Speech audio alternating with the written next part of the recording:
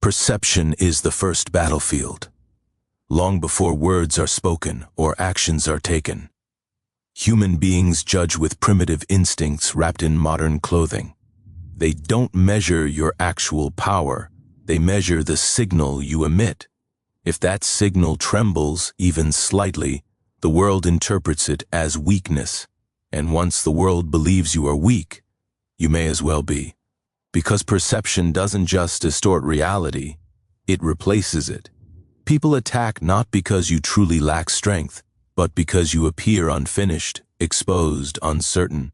They attack the image they see, not the depth they cannot access. This is why your first task is not to fix your internal chaos. It is to manage the illusion you present to the world. You must kill vulnerability at the level of symbolism. You must break the illusion before the illusion breaks you. Understand this. The vast majority of people operate on instinctive opportunism. They are not strategists, they are scavengers of emotional openings. The moment your behavior signals instability, a crack in your composure, a tremor in your voice, an eruption of emotion, they begin subtle psychological calculations. They estimate where you can be pushed, where you can be manipulated, where your boundaries can be bent, stretched, or shattered entirely. Most won't attack you physically. They attack your reputation, your certainty, your self-trust. They go after what collapses quietly. That is why you guard your image as if it were your final line of defense. No public complaining, no emotional bleeding in front of strangers, no spontaneous confessions driven by temporary suffering. Oversharing is the currency of the weak. It grants others a blueprint of where to wound you. Every fear, every insecurity, every private struggle you expose becomes a weapon someone else will eventually use. This is not a call to numbness. It is a doctrine of discipline. Your internal world can be a storm, but your external presence must be the eye of that storm. Still, controlled, unreadable. The less people understand about your emotional landscape, the harder it becomes for them to attack you strategically. Mystery is not just power, it is armor. Projecting strength does not mean pretending to be invincible. It means demonstrating that your instability is unexploitable. It means showing composure when you're burning inside. It means carrying yourself with a posture that says, even when I suffer, you will not be the one who benefits from it. If you allow your vulnerabilities to roam in the public space, people will begin to test them. They'll push lightly at first, a remark, a question, a small challenge, to see if your image collapses. If it does, they push harder. If it doesn't, they retreat. Humans behave like predators in the wild. They approach with caution, but the moment they sense injury, hesitation, or fatigue, instinct compels them to strike. You must discipline your impulses so thoroughly that others doubt your weaknesses even when they are real. You are not required to be perfect, but you are required to be unreadable. Let people confront a surface too polished to reveal the fractures beneath it. Let them see a calm expression even when your mind is on fire. Let them witness a steady voice even when your thoughts tremble. Control the image you project with precision. Your face is a message. Your posture is a message. Your silence is a message. Every gesture teaches the world how to treat you. Every lapse teaches them where to attack. Every emotional leak becomes a trail leading back to your most vulnerable parts. Most people fail because they believe authenticity means bleeding publicly. It does not. Authenticity is knowing your truth. Strength is deciding who gets to see it. The world is not entitled to the raw version of you, and anyone who demands it does so with an agenda. So protect your emotions like classified information. Protect your struggles like state secrets. Move through the world with the calm certainty of someone who refuses to hand others the tools to destroy them. Perception is your shield. Composure is your weapon. And silence, mastered properly, is your strategy. When you control the image, you control the battlefield. When you control the battlefield, you control the outcome. And when you control the outcome, vulnerability becomes something you experience privately, not something the world uses against you. Appear strong even when you are repairing yourself in the dark. Appear unshakable even when you are rebuilding your foundations in silence. Strength, in the eyes of the world, is often an illusion, and the most dangerous power is the ability to maintain that illusion flawlessly. Silence is not the absence of sound, it is the presence of power. Most people speak to fill space, to soothe their own insecurity, to prove they exist. They spill their thoughts, recklessly, not realizing that every word they release becomes ammunition for someone else. But the silent individual, the one who observes instead of reacts, that person becomes an enigma, and an enigma becomes impossible to attack directly. Human beings fear what they cannot predict. They fear what they cannot calculate. They fear what they cannot fully understand. This fear is ancient, older than language, older than society, a primal instinct born from the unknown predators that once lurked in the dark. When you cultivate mystery around yourself, you trigger that same ancient instinct in others. They become cautious around you. They hesitate, they overthink, they give you power simply because they cannot read you. To master silence is to master the art of psychological gravity. When you say little, people lean forward. When you reveal nothing, people imagine everything. They project their fears, their assumptions, their insecurities onto you. And in that projection, you gain control. The less you provide, the more their minds fill in the blanks. And they rarely fill those blanks with weakness. Observe more than you speak. Watch how people move, how they contradict themselves, how their emotions leak from their expressions, how their motives reveal themselves in fragments. When you are silent, you see what talkers fail to notice, their tells, their desires, their vulnerabilities. You learn their rhythms while they remain blind to yours. In contrast, unpredictability is the weapon that keeps people from forming a stable map of your psychology. If your reactions are always the same, if your emotions are always visible, if your patterns are obvious, people can manipulate you like a predictable machine. But when you occasionally break your own pattern, when your silence deepens unexpectedly, or your response deviates from their expectations, they lose their ability to strategize against you. Unpredictability should not be chaos, it should be deliberate deviation, a controlled disruption of your usual behavior, a choice to remind people that they do not have full access to your mind, that they never will. Always leave parts of yourself unexposed. Not just secrets, but personality traits, emotional triggers, ambitions, strengths, and weaknesses. Your inner world should be a labyrinth without a map. When others try to understand you, they should find contradictions and dead ends. Not lies, just depths they cannot measure. This does not mean being cold or distant. Mystery is not the absence of emotion, it is the restraint of revelation. You can smile, but they should never know why. You can be displeased, but they should never see what triggered it. You can be calm, but they should never know what you are planning.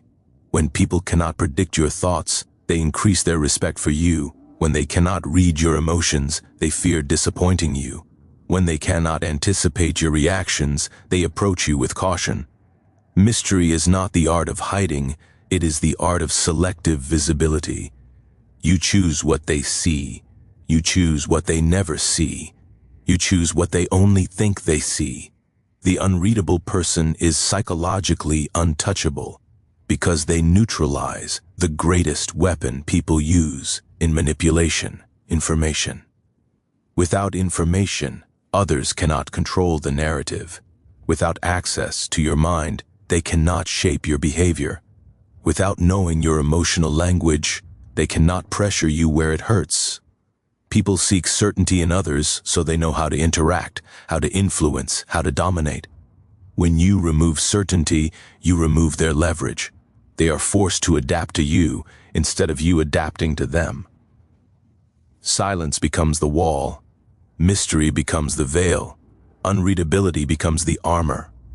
And slowly, without raising your voice, without revealing your intentions, without showing a single drop of vulnerability, you gain a silent authority. The kind of authority that does not need threats or explanations. The kind of authority that grows naturally when others realize They cannot decipher your depth. Be the one they cannot predict. Be the one they cannot categorize. Be the one whose intentions they can sense but never confirm. For the quietest person in the room often holds the sharpest mind. And the mind no one can read is the mind that no one can defeat. Emotion is humanity's oldest master, and most people obey it without question. They let feelings dictate their moves, shape their reactions, and consume their judgment. But those who rise above the ordinary understand a hidden truth. Emotion is not a compass. It is a weapon, a tool, a force to be commanded, not followed. And the moment you replace "how do I feel" with "what does this achieve," you step into a higher realm of strategic existence. You stop being a creature of impulse and become an architect of outcomes. Strategy begins where emotion ends. Feelings are temporary storms. Strategy is the climate. Emotion tells you to react. Strategy tells you to calculate. Emotion seeks expression. Strategy seeks advantage. Emotion demands that you release it. Strategy requires that you refine it into purpose. When you treat emotions as commands, you become predictable, controllable, easily manipulated. But when you treat emotions as tools, you become untouchable. Ask yourself, does anger help you dominate the situation? Does sadness bring you power? Does pride strengthen your position? If the answer is no, the emotion is discarded, not suppressed, reassigned, transformed, converted into fuel that strengthens your next action rather than weakening your current state. This discipline creates a psychological edge few ever master. You stop reacting and begin orchestrating. You watch conflicts with cold clarity, selecting only the moves that shift the terrain in your favor. You recognize that emotional satisfaction is a luxury, while strategic victory is a necessity. And whenever the two collide, you choose victory. That is why retaliation, when done, must be rare, decisive, and absolute. The world is full of people who retaliate emotionally. They lash out because they feel wounded, embarrassed, or disrespected. Their reactions expose them, weaken them, cheapen them. They act to soothe their ego, not to alter the balance of power. And in doing so, they reveal their vulnerabilities. But to retaliate strategically is different. It is a slow-burning, precision-crafted strike, designed not for drama, but for resolution. You retaliate not when you are angry, but when the timing creates the maximum shift in power. You do it not to feel better, but to ensure the threat never rises again. True retaliation is the final step of a calculated process, not the first response to an emotional bruise. Let others waste their energy in emotional theatrics. Your power lies in silence, patience, and the element of inevitability. When you act, your actions should echo long after the moment has passed. They should force others to reconsider their assumptions about you. They should create boundaries so severe that few dare to test you again. Never chase emotional satisfaction. Chase control. Chase stability. Chase the outcome that reinforces your long-term position. The person who fights for their feelings loses the war of influence. But the one who fights for impact shapes the battlefield itself. To master this art, you must train yourself to think in terms of consequences, not sensations. Identify the cost of every emotional impulse. Train your mind to evaluate before reacting. Replace instinct with structure. When someone provokes you, examine the situation like a strategist examining a chessboard. Is the retaliation worth the energy? Does it expand your power? Does it end a threat? Does it shift a balance? If not, let it die. Let the provocation dissolve into insignificance. Because silence often wounds deeper than anger, and indifference can be a deadlier weapon than retaliation. But when retaliation becomes necessary, when a threat persists, when a boundary is violated, when your silence is mistaken for weakness, you respond with precision. You dismantle the threat entirely. You leave no uncertainty. You do not create chaos. You restore order. Not to prove yourself, but to protect your dominion. Your decisions, therefore, must be cold, calculated, and aligned with purpose. You do not seek validation. You do not need witnesses. You operate with a level of controlled intensity that others mistake for calmness. They believe you are emotionless. In truth, your emotions are disciplined soldiers obeying your strategy. This is the essence of power, to feel everything, but to be commanded by nothing, to act from clarity, not turbulence, to choose results over relief, to build outcomes rather than reactions. Because in the end, the world does not reward those who feel deeply, it rewards those who act effectively. Emotion creates noise, strategy creates destiny, and destiny belongs only to those who refuse to be ruled by their own impulses. Loyalty is one of the most misunderstood currencies of human power. People speak of it as something noble, emotional, and pure, a sacred bond of trust. But beneath the poetic language, loyalty is rarely emotional. It is transactional, conditional, calculated. People stay loyal not because they love you, not because they admire you, not because they owe you, but because staying loyal to you serves their interests more than betraying you would. Once those interests shift, so does their loyalty. This truth is harsh, but it is the foundation of real power. The world operates on incentives, not sentiment. People pledge loyalty with their mouths but negotiate it silently in their minds. They weigh your value, they assess your usefulness, they calculate the risks and rewards of staying aligned with you, and if the numbers ever tilt in the wrong direction, even your most devoted ally can turn into your most efficient enemy. Understanding this is not cynicism, it is clarity. It is the ability to see human nature without the filters that make you vulnerable. If you want loyalty that lasts, you must build structures of dependence, not illusions of emotional connection. You must cultivate leverage, the subtle but constant reminder that aligning with you is safer, smarter, and more profitable than turning against you. Real loyalty emerges not from how much you give, but from how irreplaceable you make yourself. To maintain the upper hand, you must always be in a position to walk away. The one who cannot walk away is not loyal. They are trapped. And the trapped person is always the weaker one in the dynamic. When others know you rely on them emotionally, financially, or strategically, they sense leverage. They sense control. They sense opportunity. But when they feel you can vanish at any moment, leaving them without access to your resources, your presence, your stability, they cling tighter. They become cautious. They become invested. The ability to walk away is the purest form of power because it denies others the weapon of dependency. You must never depend on someone more than they depend on you. Dependency creates emotional fog. Leverage clears it. When someone relies on you for guidance, stability, opportunity, protection, or validation, their loyalty strengthens, not because they are virtuous, but because their survival is tied to your favor. They fear losing their place. They fear losing access. And fear, when properly managed, becomes a foundation more reliable than affection. But even when loyalty feels solid, you must prepare for betrayal.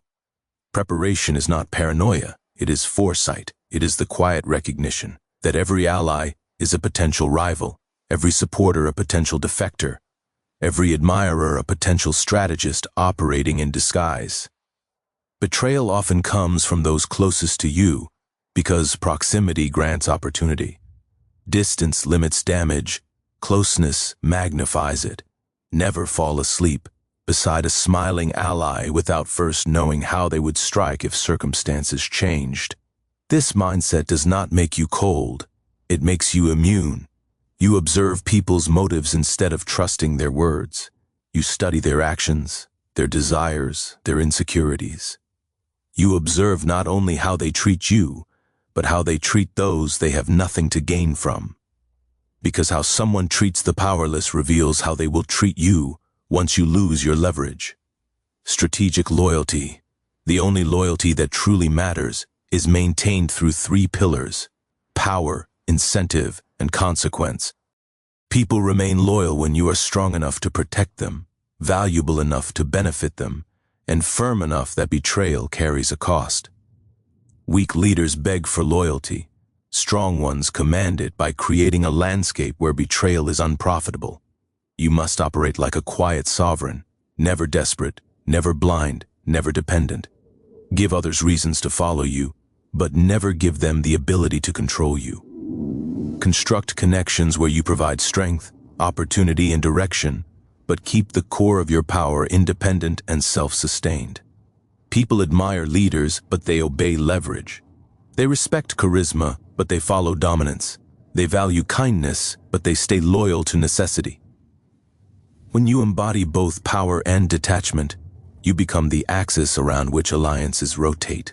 You become the one others try to impress, to please, to stay in good favor with, not out of love, but out of strategic self-preservation.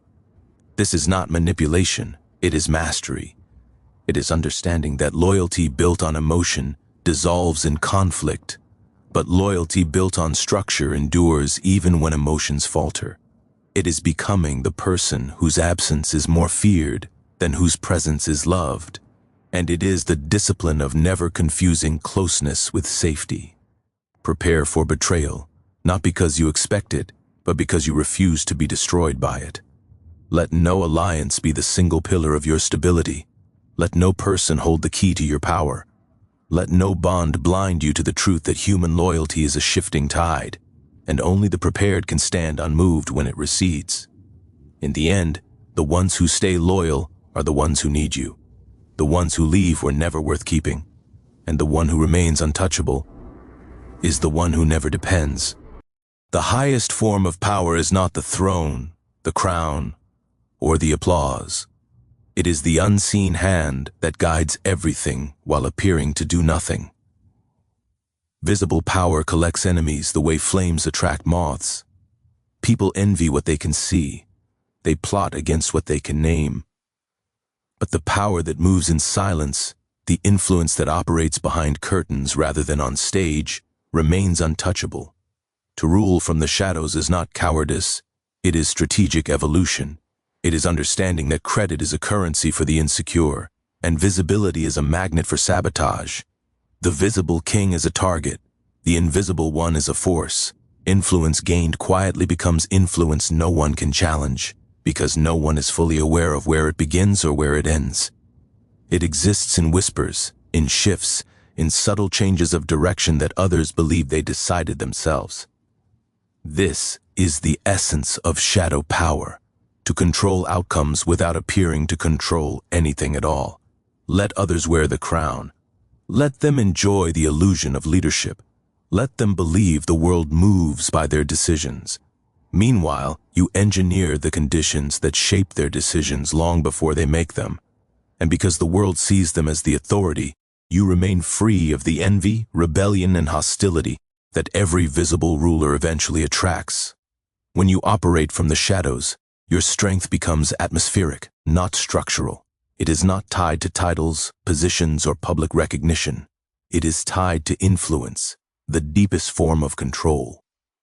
You shape alliances, not through force, but through subtle positioning.